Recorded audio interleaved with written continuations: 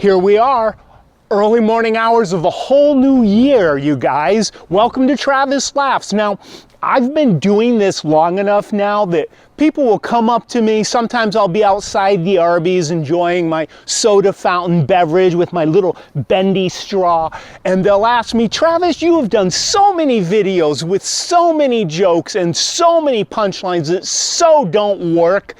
Don't you ever get tired of pushing that boulder up the hill? Don't you ever feel worn out from trying so hard to do something and failing? I mean, where do you get the energy to keep cranking out these punchlines? And I always just look at them and I take my bendy straw out of my mouth and I say, you know, life has taught me a lesson with things like this bendy straw. If you...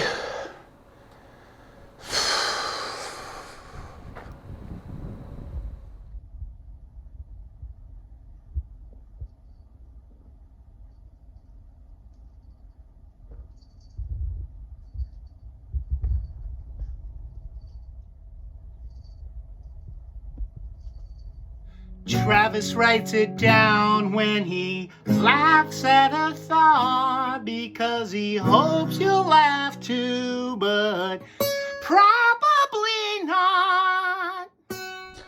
2023. Can you believe it? 2023. That doesn't even sound like a real year. It sounds like a fairly lame tongue twister. Say it 5 times fast. You know what it sounds like? It sounds like a date that would be put out in a kind of bad science fiction story. The year was 2023. Oh, shut up, you hack. What, are you gonna have a space alien whose name starts with 2 Z's as well? 2020, you know what? To be fair though, no years sound real to me if they start with a 20 because I've spent over half of my life in an entirely different millennium. I mean, all the milestones in my life up to a certain point happened in the year 1900 and, you know, I was born in 19 something. I went to school from 19 something to 19 something. I got my first job, learned to drive, bought my first automobile, 1900 something. I moved to Alaska to have an adventure up here in 1900 something, and then I lived up here for several years in the 17 and 1800s, it seemed, because I lived in houses that didn't have plumbing or running water. But anyway, so much time in the 1900s and looking forward to the 2000s when we knew that we would have all sorts of technological miracles to look forward to, like, you know, a communication device that we just keep in our pocket. We could talk to each other anytime we wanted to. Check. You know, technology in our cars where we would just tell our car where we wanted to go and our car would tell us how to get there. Check. And of course, we would have amazing new fuels that we would never use something as gauche and destructive as fossil fuels. Anyway, 1900s was part of everything that we did. 19 this, 19 that. You would think that our generation would have been a little bit more prepared for something called COVID-19, but that's not really how that worked out. 2023. 23. Didn't Jim Carrey do a movie called 23 where he was like some kind of numerologist and he keeps seeing the number 23 popping up and everything? And that's one of the weird things about being a person is that we need to recognize patterns, but a lot of times we attribute importance to the patterns when it was just a coincidence. Like January 1st at midnight, it's the start of a new year. Oh, I hope this year's way better than the last one. Oh, really? What are you doing differently this year? Me? I'm not doing anything different. Why? Well, I'm not one of these doctors of thinking thoughts, but it seems to me like that's the perfect strategy to have the exact same kind of year as last time. Doctors of thinking thoughts. Isn't that 23 letters? Coincidence? Yes, it is coincidence. And people hate it when you attribute things to coincidence. They're like, you know, they're like, Travis,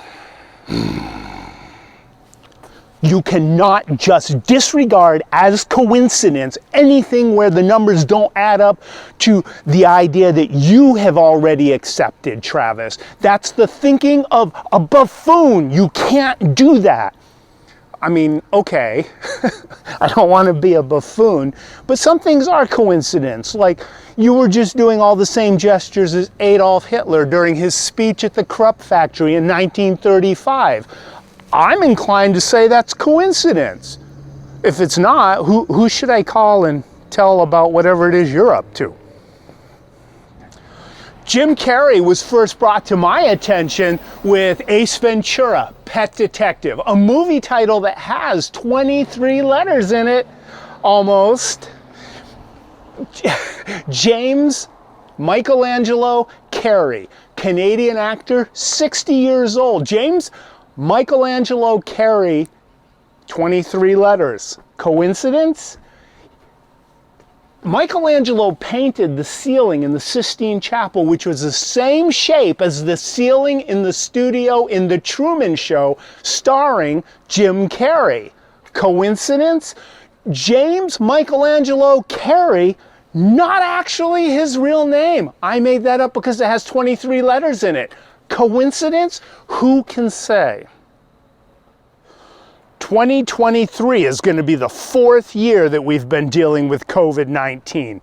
19 and 4, 23.